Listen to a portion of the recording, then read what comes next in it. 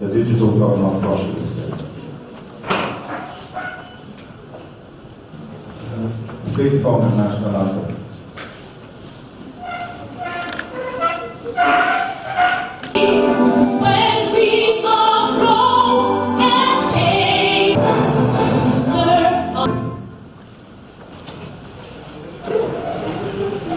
Your Excellency, I'm here in this beautiful garden city of Calabar for a 2-day walking visit to your great state for the following: to share with you the vision and policy of the federal government of Nigeria for the development of the nation's mineral resources, to solicit for the support and partnership of your government in accelerating the development of the huge deposit minerals in the state. In the state, we have barite, we have limestone, we have lead zinc, we have salt, iron ore, mica, kaolin, precious stone, manganese, granite, rock, sharp sand, etc., etc. We have over 33 minerals in Cross River State.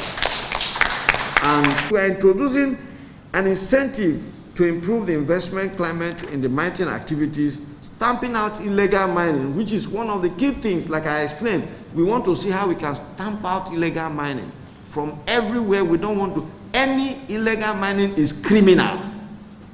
Illegal mining is criminal. And that is why we have introduced what we call the artisanal mining scheme. What it does, we know that there are some of, when we are growing up, in some places you see some people that are picking stones. They gather it together. We know it's because of stomach infrastructure. That one is not pure illegal. But we are saying that we want to formalize them, giving them small-scale mining licenses that will help them. So we brought this to the level that everybody will partake in the process of mining, so that we don't want to see illegal mining activities. But oftentimes you see people who attack themselves to foreigners. They go into the bush even without the consent of the ministry or the state government or even the local government, and they'll be mining and they'll be shipping away from Nigeria, taking our resources against the wish of the people. And that is what we are saying. We want to see how we can stamp it, that everybody must have his hand on deck, that illegal mining is a criminal activity and we cannot tolerate it as a people, because they are taking our resources away. To the Cross River State Executive Council Chamber of the Governor's Office, Calabar. The governor. So you as president and minister, I as governor, have to sit on the table to discuss. Unfortunately, that has not happened.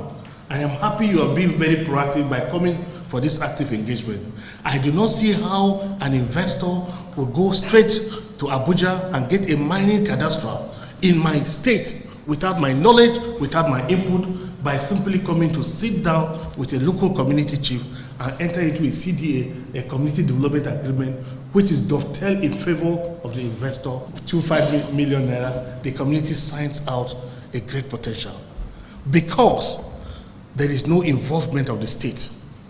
Having understood the law, and of course myself as a lawyer, I owe you this advice. States are beginning to become more aggressive.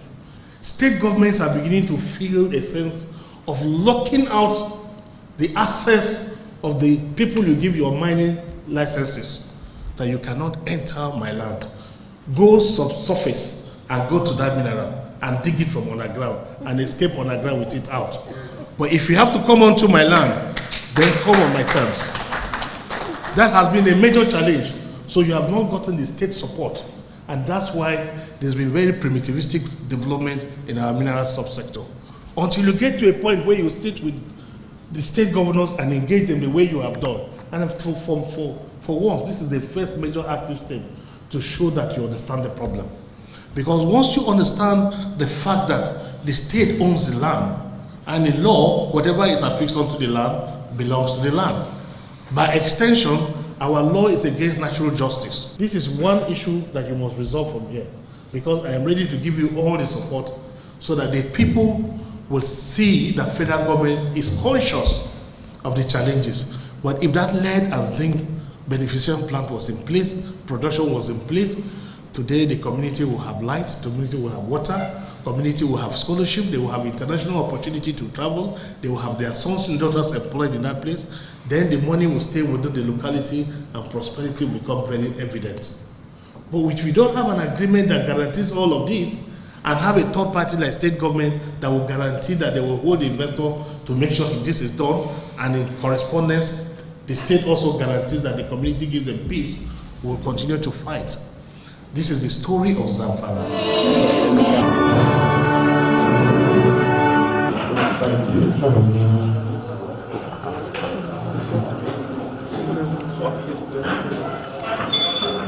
This, we are supposed to be